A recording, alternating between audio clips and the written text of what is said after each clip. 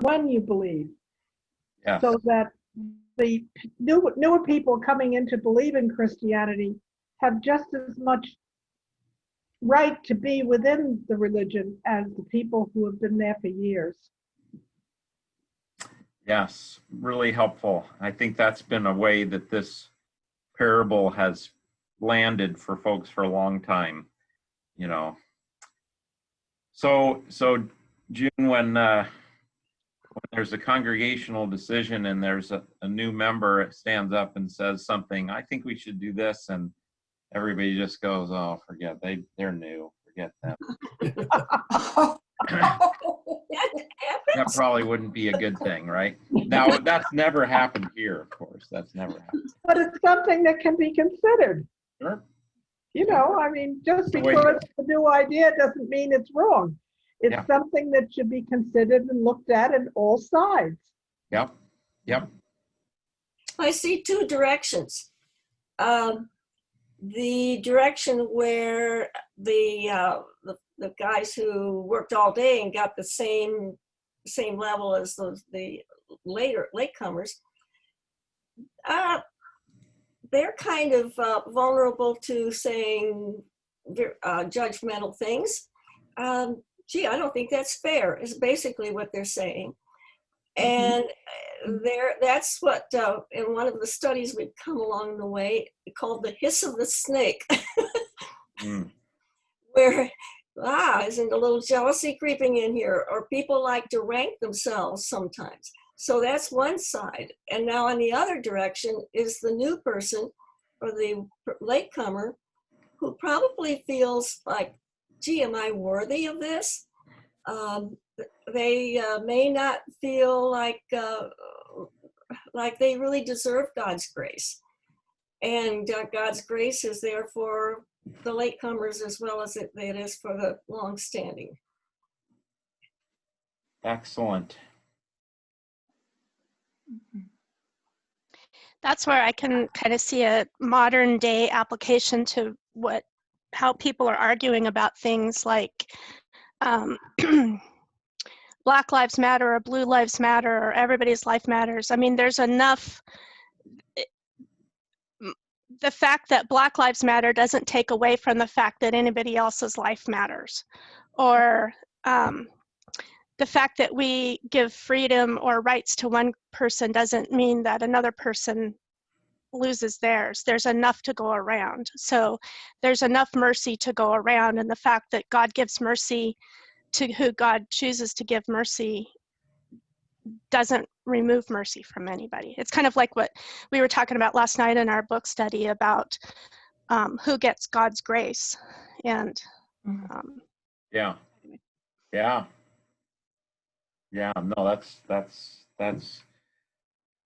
that's very helpful as well. Yeah. Boy, it's an interesting parable. There's a sense, Sharon, you mentioned the word fairness, and I think it's kind of in your comment as well. You know, we have our sense of what's fair, what's just, and what's right, and we have issues when God doesn't go along with our standard. You know, and this comes a little bit from the podcast. I know Kim listens to Stephen Paulson's Outlaw God podcast. Great. It's pretty heavy. It's pretty deep. But if you want Lutheran theology, you know, go to 1517 podcasts and sign up for that Outlaw God podcast. It's based on one of his books. But, you know, he's one of a few of them. He's working through Old Testament passages where God just does stuff that we would say is ridiculous. That's wrong. Like, why? You know, how you're picking Jacob, who stole the birthright. Yeah. Go along with that. You know, that's wrong. I mean, you could just go on and on. You harden the Pharaoh's heart. Why would you do that, God? Wouldn't you just want to let the people go? You know, I mean, so we filter, you know, through what our standard of what's just and what's not just. And what I'm very aware of is that changes. Our standards change. you know. And so, but maybe the problem isn't so much what the specifics, but the fact that we want to say we want God to meet our standard. Mm-hmm. And that's something I've been wrestling with. Maybe we got to let go of that and let God be God. That's an interesting comment, because I'm reflecting back on your concern about seminary graduates who may say Mother, Father, God. Yeah. Is there maybe some case where we need to let go that our language suited us at that time, but does it suit everyone at this time? You're fading in and out, but I think I got the gist. Yeah, I mean, and the challenge though is where is the standard for what we use when it comes to God language? Is it just what we think, like Bill Crabtree thinks, or is it what's there in the scriptures, and that is the standard for all time, and then we apply it? So yeah, I get what you're going. Good point, Ethel May. I could be convicting myself here. Yeah. We've always done it that way, of course. So Yep. I don't want you to change anything, but It's a matter of comfort. What you feel that's comfortable true. with. Yes. Yeah, but well, that has to do with a lot of things, like race relations. We're happier living with people that look just like us and had the Right. same, and like lefse, and it's that sort of thing. But then somebody from New York State comes in and she talks a little different, and after a while I learned to like her anyway. Oh, New York State's a huge state, a lot of diversity there. Yeah. Yeah. If you want to see a really tough area for ministry, upstate New York, New York State as a whole has always been a challenge for the last, 50 years or so. So yeah, it's known as a mission field at this point. Yeah. So that, I guess, Ethel May, and some of these comments get me at, I'm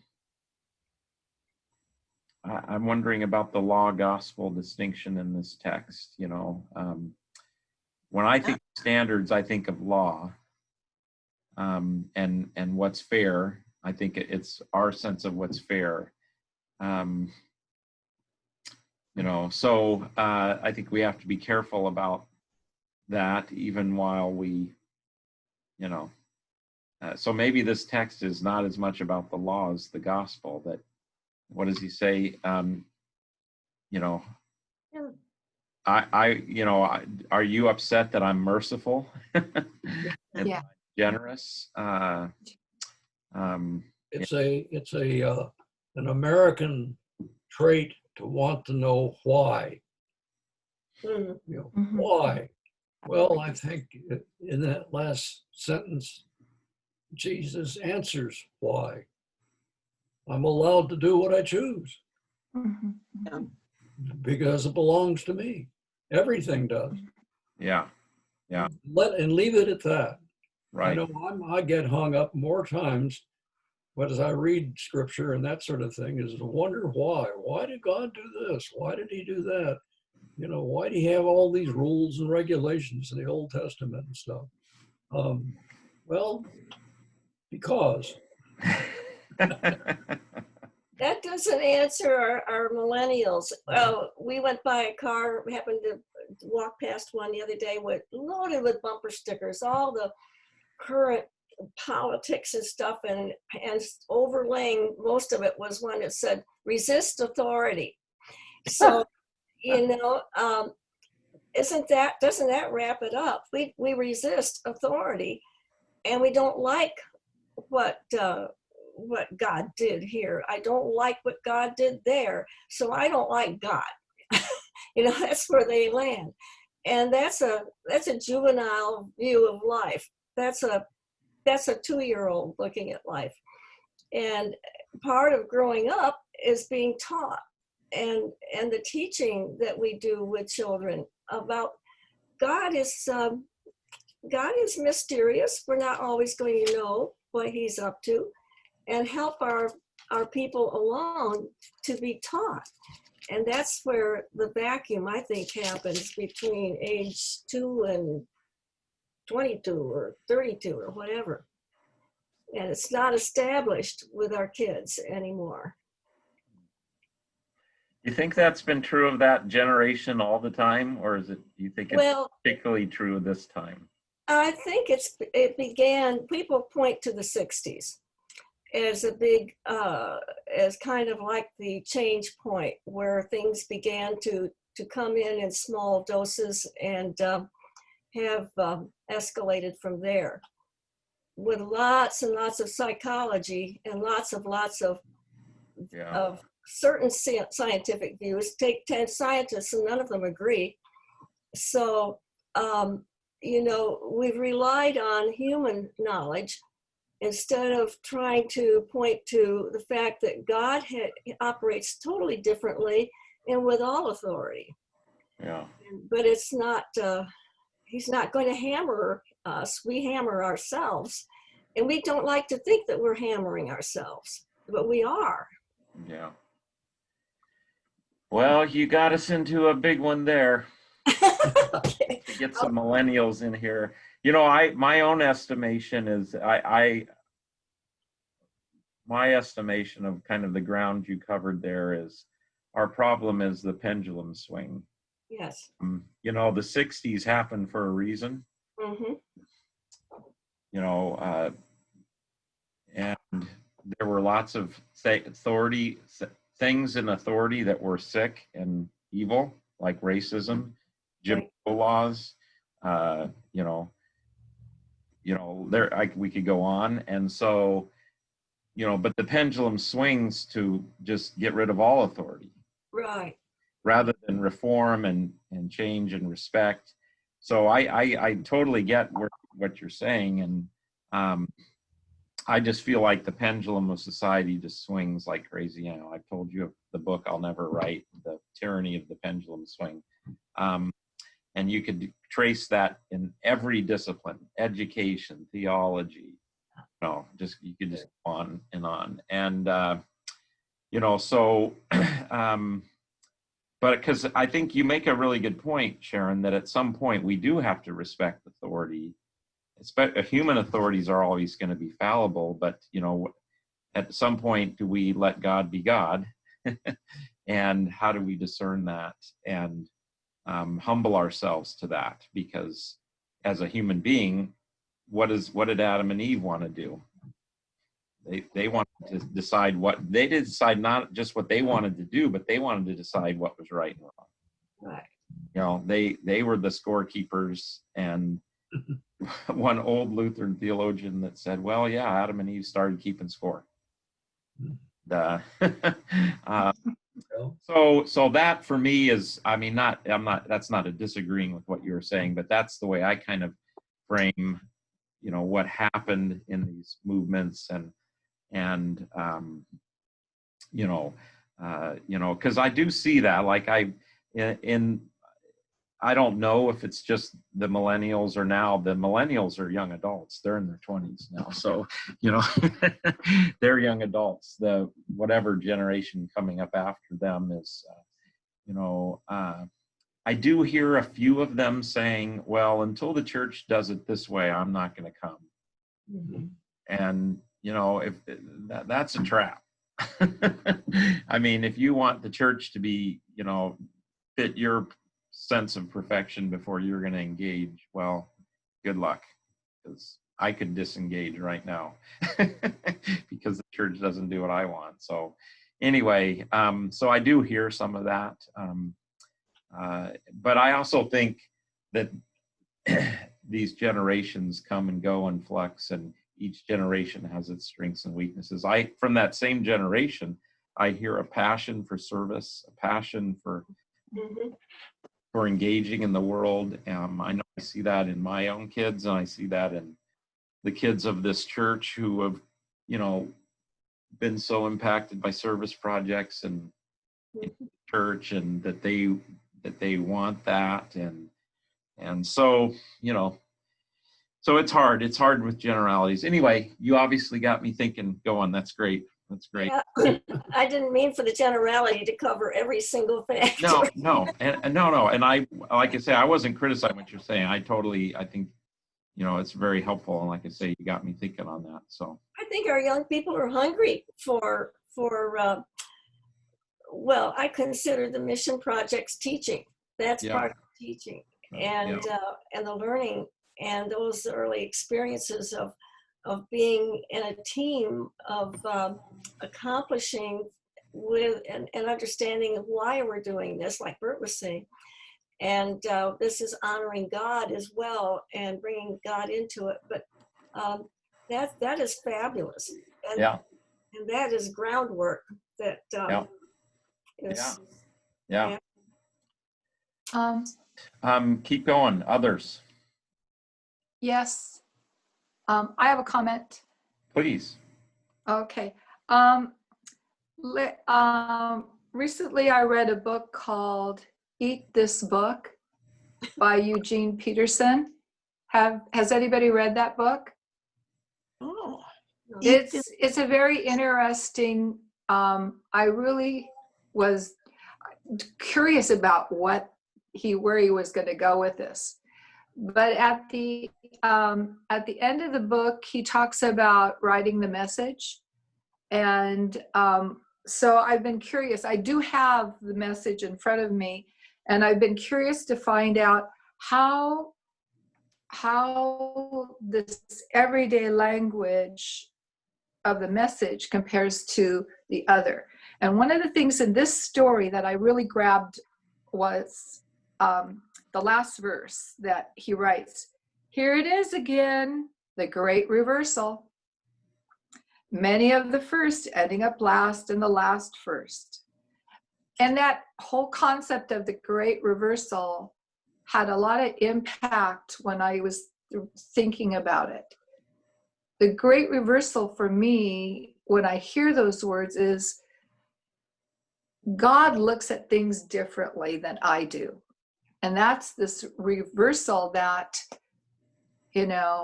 I can't put myself in this position of, I know what's right, and I can tell God what's right. Yeah. I know what's fair. I need to tell God what's fair.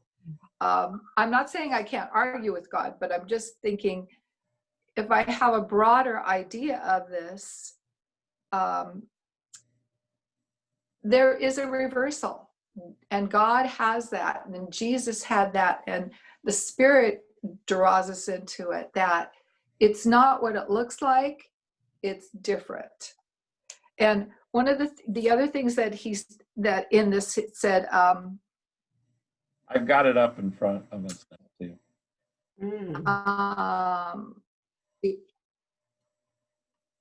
Yeah, he says, Jesus says in verses, I don't know what verse it is, because the message contains a lot of verses, but it says, Jesus said, can't I do what I want with my own money? Can't I do what I want with my own money? And it's like, well, yeah, I guess, well, okay. Yeah, you can, are you going to get stingy because I am generous? Oh, well, no, now I take that back on. It wasn't unfair. Everybody worked. Think about it. Every person worked. And if you think about the concept of work, what does the concept of work give you? It gives you this, as soon as you get into work, even though you don't work very much, you maybe at the beginning, or you work a lot, there's this joy of working. I mean, that's what God said, till the land, go into creation, go to work. Yeah. And, so everybody got a little bit of that, some of people have got more and some, but in our thinking, everything's so cut and dry, like my husband said, oh, well, there goes the union idea, So I don't know. after looking at other perspectives, I kind of thought, yeah, it's the great reversal. This is a mystery to me, but it is the great reversal. And I think Jesus comes out and says this more than one time. Yeah, no, the first shall be last and the last shall be first is used in at the end of various parables. So it kind of Well, and he models it himself. He he is God, and then he becomes the least. He empties himself to be a servant. So, Well, it really struck me what you said, Pastor Bill, about this being applying to the Old Testament too. And actually, Jesus leaves us with a key to understanding God from the very beginning, all through the scriptures and all the eons of starting in the desert and the promised land and all the other things that have happened throughout history. In our progression to understand or to even accept God and to obey him versus my own thoughts, my own sense of control. Yep. Excellent. Yeah. Well, there is something. This tweaks us in a bad way, doesn't it? If we're honest. Why did God throw all those, what the Korahites? He said, stand back, and boom, they went down in the sinkhole. And did that seem very fair? And, when other things happened to them and the plagues came and and they were complaining about food, and now all of a sudden here comes manna, and then they begin to complain about that and begin to want to order God around and give him better ideas. Yeah. So, did I miss any other comments here? well, one thing that in that podcast that Paulson says is when these things happen, that God does things that we don't think are fair, he reveals his promises right after. So it's like Paulson says he's hiding the promises, and then he reveals them again. So, people have become blasé about who God is and about his promises, and so they get taken away, but then God is merciful and he shows them again, time after time after time. Yeah. Absolutely. His generosity, his generosity is there. That's really helpful. There's a little bit of a translation thing. I don't want to miss any thoughts though. Before I'm not really changing gears, but there's something I want to throw in here. But I want to make sure I don't miss anybody's thoughts on. Okay. So if we go back to the Revised Standard Version here, let me get, or the ESV. Let's see.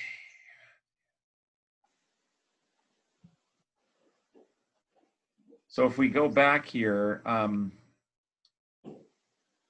know this is too small. Let me get it bigger. Let's see.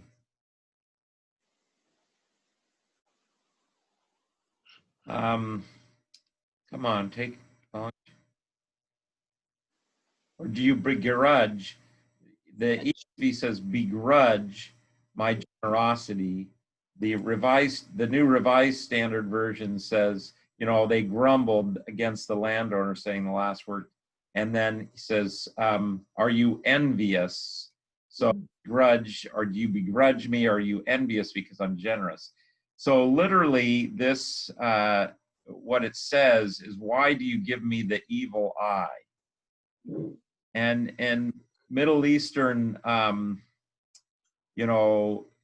the evil eye is a big deal. It doesn't make any sense to us in the West. We don't even, we do what the new. It's not like these are inappropriate, translations. I'm gonna shrink you guys here so I can.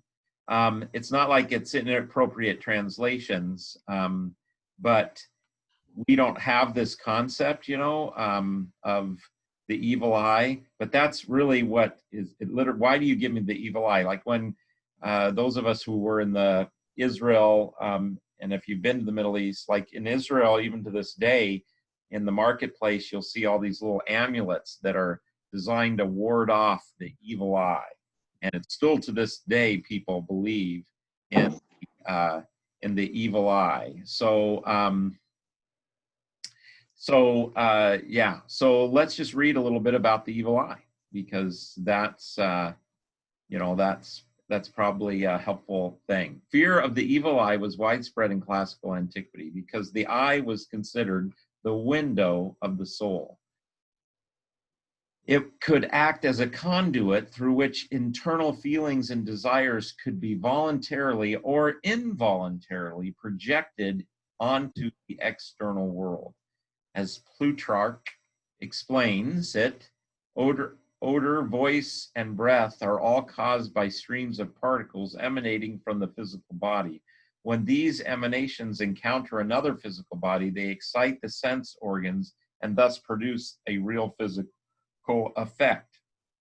So, when someone's upset or they cast the evil eye at us, and for Middle Eastern people, that actually can harm you and affect you. We talk about sticks and stones can break my bones, but words can never hurt me. Well, not so. Words and the evil eye can hurt us. So that's why even to this day, you've got these amulets that people believe in and they wear to ward off other people's evil eyes. Ethel May is giving us the evil eye. Who's giving you? It's a bracelet that I got when we were in Ephesus, and the tour bus driver wouldn't let us off without having something on. We were safe then, so our evil eye. Okay, so there it is. There's the warding off of the evil eye. Thank you, Ethel.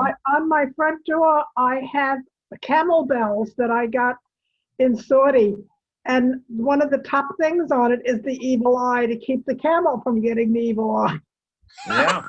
Good. Okay, so there we go. This is that Hamsa that was in Israel that has that everybody has in there. They wear it for jewelry or. Keep holding it up. Let me see if I can pin you. There you go. Yeah. So you can see the eye where the palm is. Yeah. There we go. So there's the stuff about the evil eye, and let's keep reading about it then. So since this is something that we typically don't think about here. In the same way, he argues, the most active stream of emanations come from the eye, and like other bodily emanations, they can produce actual physical effects in whatever they happen to strike. Thus, envy, greed, covetousness, jealousy, and any of the other negative attitudes that originate in the heart, when projected outward through the eye and onto other persons or things, could do real physical damage. He claims that diseases of the eye are more contagious to those exposed and more instantaneously so than other diseases. So penetrating and swift is the power of the eye to admit or communicate disease. Now, of course, we know how actual physical diseases, and it's not by people looking at us. But let's stick with this here. Belief in the evil eye may have had its origin in the ancient Near East and the cultures of the Mediterranean area, but it has spread over a wide variety of cultures, including some parts of both Europe and the Americas, and persisted right up to the modern era. Its essence is the belief that certain individuals have the power to physically damage whatever they look at. Avoiding the glance of those possessing the evil eye is thus a very serious matter. Fascinators, persons possessing the evil eye, come from all stations of life, including both genders, all ages, all social classes, all occupations, all cultural and ethnic groups. Often rivals or enemies, strangers, and physically deformed or persons deemed socially deviant were considered likely possessors. So anyone motivated or by envy or greed would be especially suspect.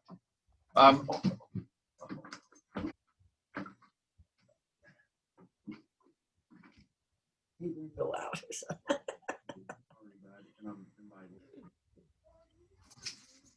I don't. Yeah. You should be here somewhere. Okay. Sorry, guys.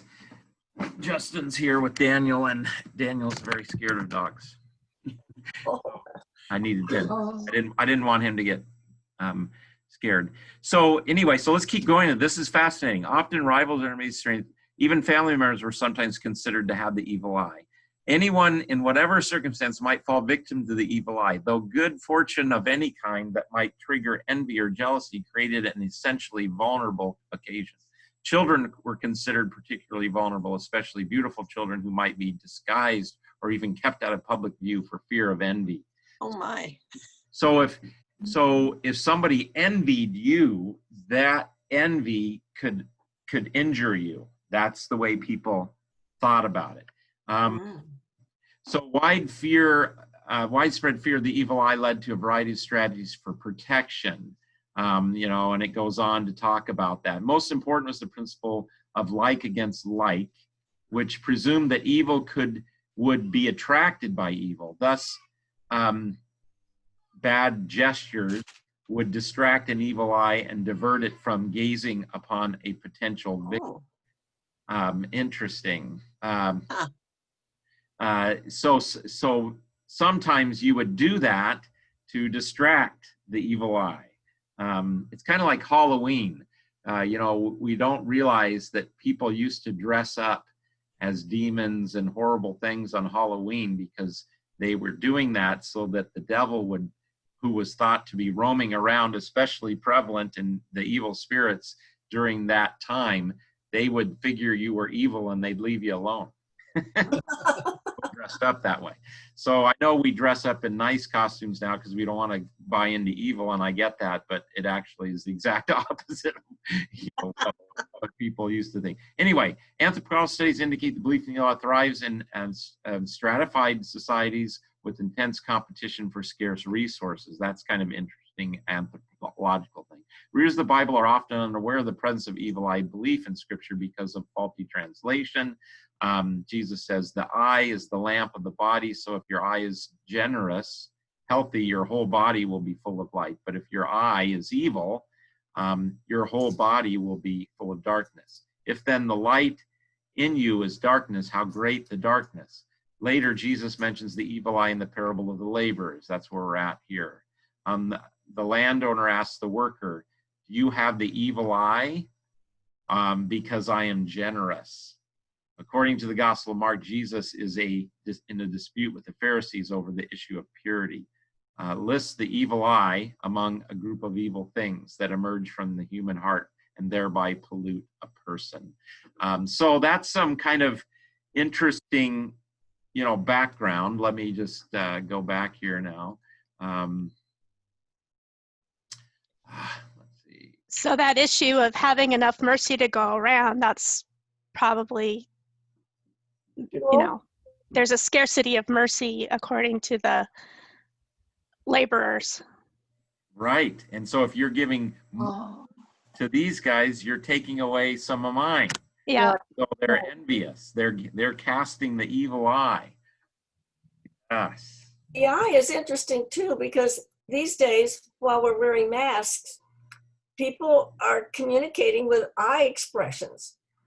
I saw Nancy Breen, ran into her when I was shopping one day. We both looked at each other and we both went, we just raised our, hi. But you could tell, we looked at each other and instantly smiled, and the smiles communicated.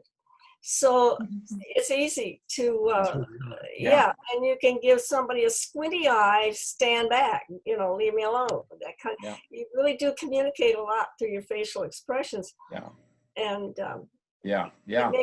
in fact, if you run into a cougar, do not look him in the eye, because that is a challenge to attack. Uh-huh. All right. So animals actually do communicate with their eyes. Yeah. So how does this, Kim, and thank you, Sharon, that's true. And we're doing a lot of the communicating with our eyes now. So how does this intensify this parable to get that information on the evil eye? You know, are you casting the evil eye because I am generous? So what do the laborers believe? And Kim, you kind of said this, so I just want to make sure we get this. What do they believe about the landowner's generosity? That his money, his riches are limited, and if he is it's a matter of, like we were saying before, what's fair, that the money's going to run out if you spend it this way. Yeah. And really, we know when it's talking about mercy, it's unlimited. There's no limit to it, and who cares what he does with it? It's his to do with. Right. Yeah. Yeah. Yeah. No, that's really good. I think And even with a rich person, when you're literally talking about money, who cares what they do with it? I know a lot of people are say bad things about rich people and how they spend their money. And, some people like the Gates are, seem to be doing good things for the world with theirs, and celebrities maybe not so much, but it's theirs to do, Mm-hmm. Yeah. Oh boy. Yeah. Nice. I'm thinking about, on the flip side, Kim, which you I think really perfectly put, is what is the real problem? The real problem is my evil eye. The real problem is that I look at God, and we've kind of said this already, but it's just to reiterate it maybe, but more this intensifies it. The real problem is I don't like, God is offensive. God's grace is offensive. That's the problem of humanity. We want God to be a scorekeeper. We want God to say, here's the commandments, check them off, and you're in control. If you do them, you're good. If you don't, you're not. And that's the God we want. And that's what human beings love about religions. Whether it's Islam, Buddhism, Judaism, Christianity, whatever. The old Adam, the old Eve in us loves calculation. Our kids went to the mosque in Tacoma to learn about Islam, which was really great experience for them. They were basically told, look, here, you got to check off all these boxes, and maybe then you'll be okay when you die. Well, human beings love that. A lot of people think, oh, religion. No, they love that, because who's in charge? We are. No. So the evil eye is our fundamental problem when it comes to God's generosity. We are offended that we would need mercy. That would need not just a little mercy, not just a little boost, but complete mercy. And that is offensive to human beings. Yes, June. I go to church every Sunday. I read my Bible. I be nice to people. I give money to charities. Why should a mass murderer who finds Jesus while in prison, why should God look at him the same way he looks at me? I'm just using this is not who I am. I'm just saying this. Well, that's perfect. That's perfect. And that gets right at what I'm saying, because what we want is we don't want our entrance into not just heaven, but God's realm. And We want that to be fair and calculated. We want to, we don't want God to choose who goes and comes, Right. and we don't want it. We want it to be something we have, We've earned. And so that example that you just mentioned is perfect, because that's why it's offensive to us that somebody get in who squandered their whole, like the prodigal son, the older brother and this prodigal son, that reason why that's offensive to us is because exactly what we're saying. We want to check the boxes, and We want to be treated fairly. that's right. And then I always say to that, I have a thought on. okay, go ahead, Cindy. Okay, I have a thought on this. One of the things that just occurred to me. We get in a lot of problems when we ourselves others. And if you look at that, if everybody just had taken what they got from God and just, from the landowner and just went about their business, it would have been a different story. But I think when there's human nature for us to compare our lives and what we have to somebody else. Mm-hmm. And that's when we lose. I think I'm not saying we, but when people lose their trust in God or their faith, look at them. And then I think about is it the 9th commandment or the 10th commandment? The coveting. Yeah, I was looking at that, the 9th commandment. Yeah, the coveting Mm-hmm. whole aspect. Look what they have. They have a bigger house. They have more money. They have this. They have that. And that's not what God meant us to be doing. And I like I said, if all those workers just said thank you and walked away, yeah, and said, I like, thank you for what you gave me. There's this kind of joyful kind of praise, but Yep. It didn't work that way. Nope. Well, and not only that, but because I brought up the catechism. Sorry, Cindy. No, go ahead. Well, not only that, but I brought up the catechism too to look at that 9th commandment, and Luther says not only should we not covet, but we should also help people keep their goods. And so, Mm-hmm. the people that had been working all day could have been helping other people to come in and get the jobs or whatever too. So it's not just about keeping your own stuff, it's about helping other people receive that mercy too. Isn't there a link to Jesus? Exactly. Yeah. Oh, I'm sorry. I didn't. But I'm seeing a link to when Jesus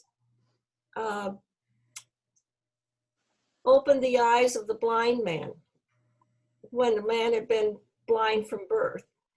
And when the man opened his eyes and he could see, and what we see is huge input. Seeing is understanding, catching clues. It's so important. And sometimes I think blind people might experience life differently in many ways because they simply cannot see the kinds of things we do, but they hear. Okay, so our hearing fills that square in many respects. But such big significance in seeing.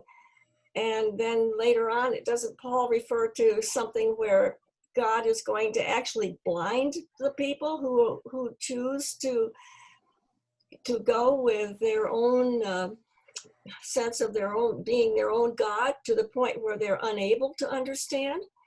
And in many respects, he did that with Pharaoh, and he blinded Pharaoh, and then he opened some eyes. So opening and closing your eyes has a lot to do with this, I think, because the guys who worked all day for the same wage as the latecomers are seeing that happen. They're watching it, they're experiencing it, and then they decide to be envious. And the way the parable goes is he pays the people who came last first, so that you see, wow, they got a denarius. What am I going to get? Oh man, I bet you I'm going to get extra. Oh, I got the same. So it's almost like he purposely does that.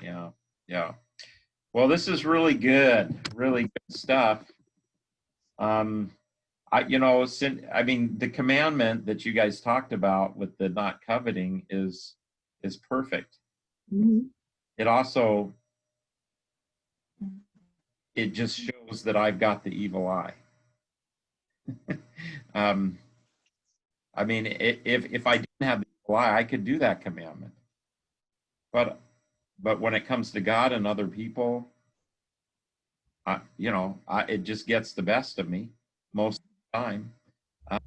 So the problem is this evil eye inside of me at God's generosity that gets borne out by me being coveting other people's stuff and not helping them keep what's theirs. I've got mine, so I'm not concerned if somebody gets theirs taken away for unjust causes and reasons, etc. But the problem inside when it comes to our relationship to God is that we throw at God the evil eye because God is generous. And the last thing I guess I'd say on this is be careful what you ask for. Because if you're honest, if you want to get what you deserve, I don't want to get what I deserve, folks. I don't either. I'm sorry. Because and so I'm really, once I hear the gospel, gosh, God has claimed me as his child and I don't deserve it at all. I haven't done anything to merit that, and what I do, what does the scripture say about our works? They're nothing but filthy rags.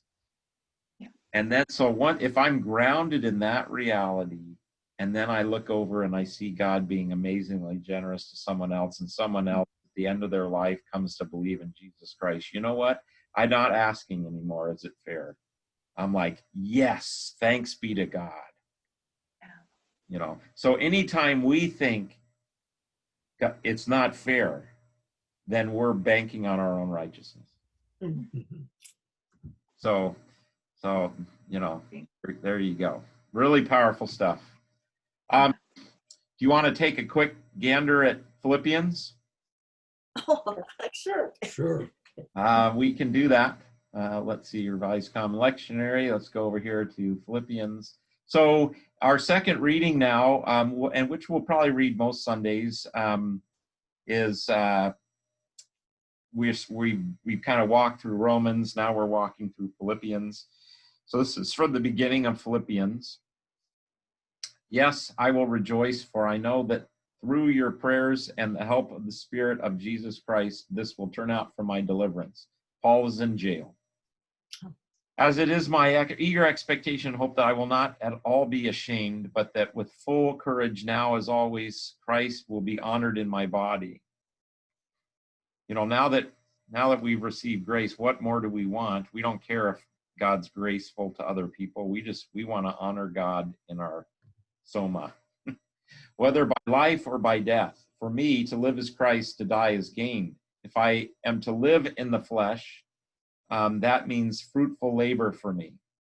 Yet which I shall choose, I cannot tell. I am hard pressed between the two. My desire is to depart and be with Christ, for that is far better. But to remain in the flesh is more necessary on your account.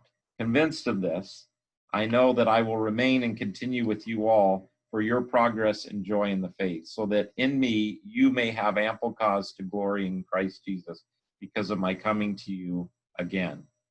And only let your manner of life be worthy of the gospel of Christ, so that whether I come and see you or am absent, I may hear of you that you are standing firm in one spirit with one mind, striving side by side for the faith of the gospel, and not frightened of anything of your opponents. And he goes on. So that's kind of where I think, and you know, what do we do now that we don't have to do anything, that we have been given undeserved, unmerited mercy? Well, honor Christ and live worthy of the gospel. Bert, were you going to say something? Nope. Okay, sorry, I thought I heard you. Yep. So yeah, this is a great text for, you know, what happens to someone when they die. Paul says, for me to live is Christ, but to die is gain. So death is no longer an enemy. In our culture today, we've tried to make death not an enemy anymore. On our own, by our own doing. Death is fine. It's just a passing. It's just a transition to some other, you know, realm. And, you know, but from the Christian perspective, death is a problem. But in Christ, being in Christ now, death is a friend. Death leads us to the place Christ has prepared for us. So he said, you know, if I'm to live, that's great. That's fruitful labor for me, and it's really good for you guys. So I'm betting that's what's going to happen. But, you know, in all honesty, I'd prefer to die and be with the Lord. But when you die, you're with the Lord. Everybody wants to know, what does that look like? What does that mean? I don't know. But I'm fine with just being with Christ. So, you know, I don't think we'll be floating around in the clouds together, but I don't know what that'll look like. But, you know, being with the Lord is fine. Whether I'm asleep, I'm awake, you know, whatever that is, I don't know. It's a mystery. But so I think we can definitely talk about, you know, when someone dies, they are with the Lord, and we can talk about them being alive in essence. So anyway, so this is a powerful text on lots of things. Anything else jump out at you in this? I think when Ethel May and I were ordained, I think that one of our promises is that we'll live a life worthy of the gospel. I think that's the exact phrase that we commit to. It used to be anyway. So. Or maybe that's in the visions and expectations of pastors. I don't remember, but that language is powerful, I think. It's general. How do you do that? How do you live a life worthy of the gospel? Yeah, I know, exactly. I think we also answered with the help of God. We do that. Yeah. There you go. That's your answer, Kim, with the help of God. My word is be mindful, because if I'm mindful of it, maybe I'll make better choices sometimes. Or maybe I can kind of stop and count to 10 before I react. Well, we have, yeah. Be mindful. Yeah, good. Paul's goal is that we're of one spirit with one mind. You know, one of the verses that just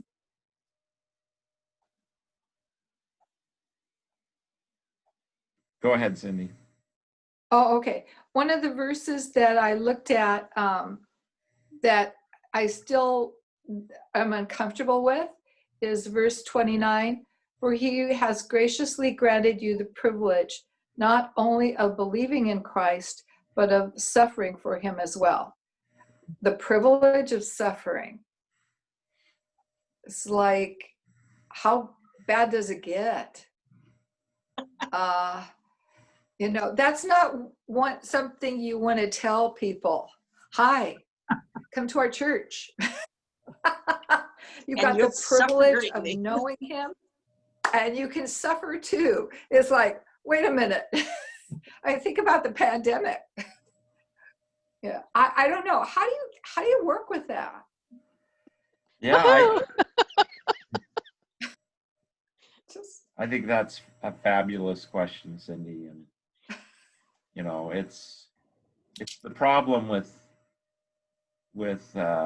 again, there's pendulums that swing on this, but you know, isn't there all kinds of suffering? I mean, right now, doesn't it hurt hurts your soul to see these rioters doing such horrible destruction and beating people and doing all these things. And you just want them to stop and realize they don't need to do that. Something has taken them over. And Yeah. hate to see it. And that's a suffering. You hate to see children go hungry. You hate to see it. It isn't necessarily that we're suddenly, stuck in the stocks in the public. We're suffering in mental ways and other ways as well. Good point. And when you're suffering, you see these things, you can kind of wish, God, can you please help these people get out of this stuff and turn around, stop being so selfish and so, me-centered. Yeah. Well, I guess that also on this flip side means that when we see people being treated so horribly and unjustly by authorities, that we don't just slough that off either, right? Right. Oh, all of that. It all is something, but once the anger turns to hatred. Now we're in trouble. Yeah. So maybe with your comment there, it's like, part of suffering for Christ is that we don't just insulate ourselves from the suffering of others and what's going on in our world. That that's really helpful.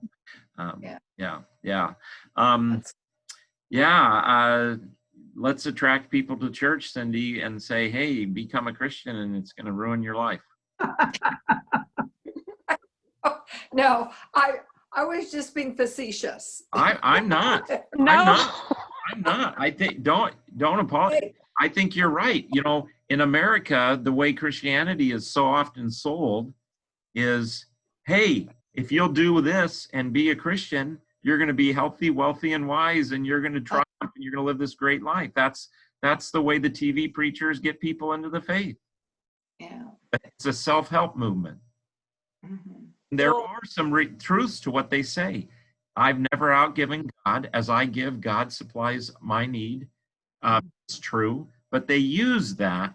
They don't stand up there and say, come follow Jesus and die. But that's really what Paul is saying. Our big privilege is that we will suffer for the faith. C.S. Lewis said it this way. He said, I'm not sure that God cares whether we're happy. I think God cares whether we're faithful.